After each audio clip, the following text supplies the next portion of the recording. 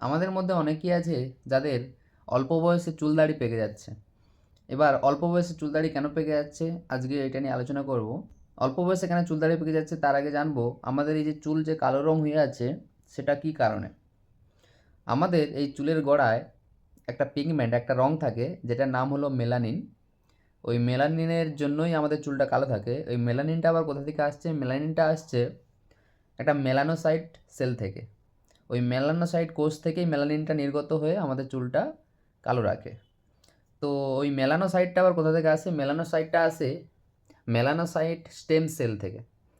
ওই stem cell থেকেই melanocyte হয়, তারপর ওই মেলানোসাইট কোষ থেকে মেলানিন হরমোন নির্গত হয়, যেটার দ্বারা আমাদের চুল কালো থাকে। তো এবার আসবো অল্প বয়সে কেন চুলগুলো পেকে যাচ্ছে। এটা তো নর্মাল জিনিস। ফার্স্ট কারণ হলো যাদের ওই মেলানিন হরমোনটা কমে যাচ্ছে বা মেলানোসাইট সেলটা নষ্ট হয়ে যাচ্ছে, তাদের ক্ষেত্রে আস্তে আস্তে চুলগুলো পাকা হতে থাকবে। এটা হলো নর্মাল কারণ। এবার অল্প বয়সে কেন পেকে যাচ্ছে সেটা হলো, মূল কারণ হলো স্ট্রেস। স্ট্রেসের জন্য ওই মেলানোসাইট সেলটা নষ্ট হয়ে যাচ্ছে এবং ওই মেলানোসাইট স্টেম সেলের মধ্যে অনেক মাইটোকন্ড্রিয়া থাকে। সেই মাইটোকন্ড্রিয়াতেও স্ট্রেস পড়লে কিন্তু মাইটোকন্ড্রিয়া ধ্বংস হয়ে যায়। তো সেখান থেকে আর মেলানোসাইট সেলটা তৈরি হবে না, আর সেখান থেকে মেলানিনও বের হবে না। তাই সে কারণেও আমাদের চুলদাড়িগুলো পেকে যেতে পারে। আর একটা মোস্ট কারণ হলো যেটা হলো জেনেটিক।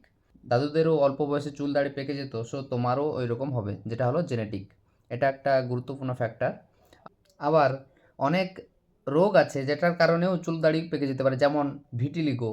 এর কারণেও কিন্তু আপনার পিগমেন্ট সেল বা ওই মেলানোসাইট সেলটা অনেক কম থাকে, ওই রোগে ধ্বংস হয়ে যায়, যার ফলে আপনাদের চুল দাড়ি পেকে যায়, যেটা হলো ভিটিলিগো। এটাও একটা ইম্পর্ট্যান্ট রোগ, যেটা হলে আপনাদের চুল দাড়ি আস্তে আস্তে পাকতে থাকে। তো অল্প বয়সে চুল দাড়ি পেকে যাওয়ার কারণ হলো জেনেটিক অ্যান্ড মেলানোসাইট, মেলানিন কম হওয়া, মেলানোসাইট সেল ধ্বংস হয়ে যাওয়া, ভিটিলিগো রোগ। এই কয়েকটি কারণে আপনাদের চুলদাড়িগুলো অল্প বয়সে পেকে যায়।